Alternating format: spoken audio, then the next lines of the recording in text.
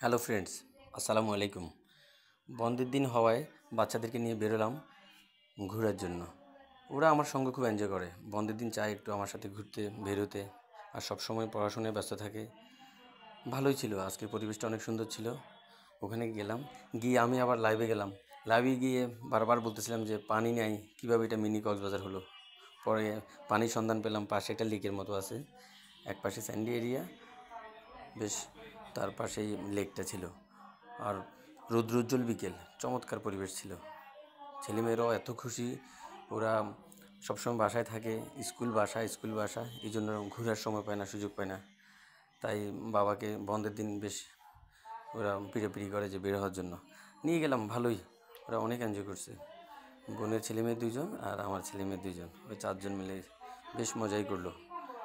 আর এই যে দিন দিন বড় হচ্ছে, ওরা দুষ্টু হচ্ছে। ওদের দুষ্টামি দেখতে ভালোই লাগে। এই যে বোনের মেয়ে যারা, ওকে বললাম মামা এদিকে দেখো, না দেখবেই না, একটু করে দেখলো, দেখে আবার অন্যদিকে চোখ ফিরিয়ে ফেললো।